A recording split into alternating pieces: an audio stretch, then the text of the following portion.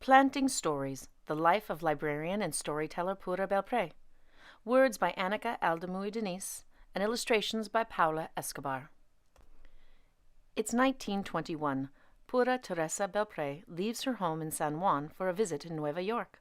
Words travel with her, stories her abuela taught her, cuentos folclóricos Pura retold in the shade of a tamarind tree in Puerto Rico.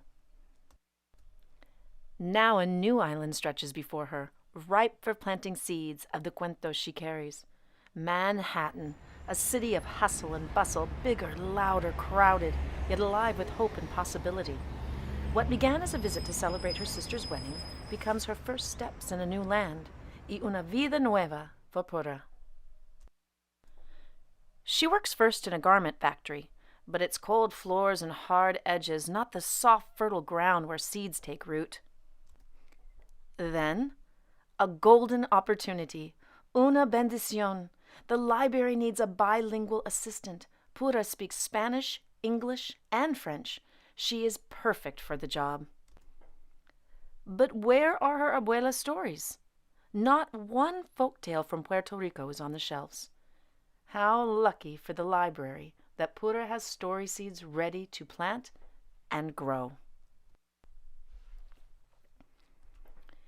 In the children's room, she lights the story hour candle and begins. Her eyes dance and her voice sings. Pura's words paint a picture of a little house with a round balcony, where Martina, a beautiful Spanish cockroach, meets Perez, a handsome, gallant mouse, El ratoncito Perez y la cucarachita Martina, a tale from the tamarind tree. When Pura's story is done, each child makes a wish on the candle, and with a wisp of air, whoosh, la vela is blown out. Now Pura has a wish to plant her story seeds throughout the land. Pura learns to make puppets. She snips and sews their clothes, paints their delicate faces. Families come to hear folktales in Inglés y Español, to watch Pura's puppets dance across the stage of her stories. But the library needs libros for its shelves. How can more children read Perez y Martina and other cuentos de Puerto Rico? Pura puts her story in an envelope and mails it to Frederick Warne, a publisher. Soon, Perez y Martina is a book. Now a published author, puppeteer, and storyteller, Pura travels from branch to branch, classroom to classroom, to churches and community centers, planting her story seeds in the hearts and minds of children new to this island who wish to remember la lengua y los colores of home.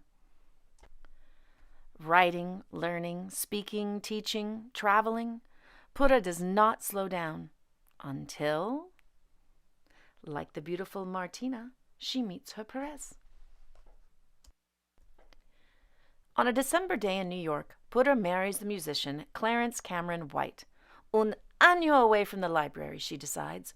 1 year to start a new life as a wife. But a year stretches on. Together they travel to new cities. Clarence plays his music. Pura tells her stories.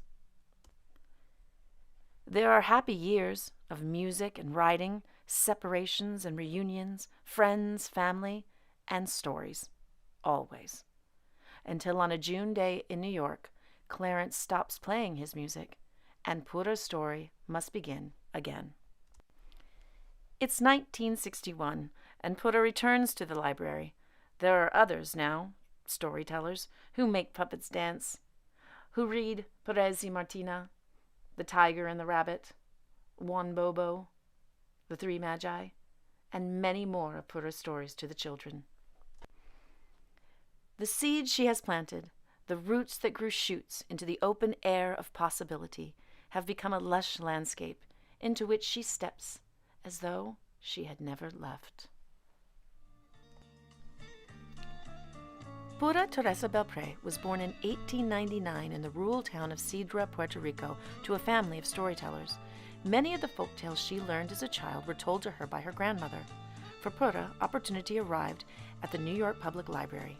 After working briefly in the garment industry, Pura was hired as a bilingual assistant at the 135th Street branch in Harlem. Her job was to find books to create programs that would help appeal to the neighborhood's growing Spanish-speaking community. When Pura discovered there weren't any actual Spanish books in the library, she wrote them herself. They became the first mainstream Latinx storybooks published in America, putting to use the skills she'd been learning in library school.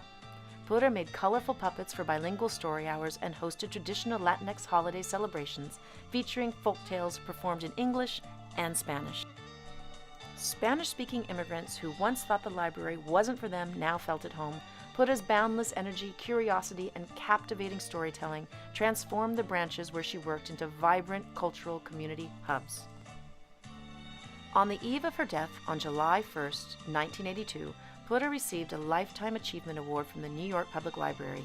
Now each year, the American Library Association recognizes outstanding works of literature by Latinx authors and illustrators with the Pura Belpré Award.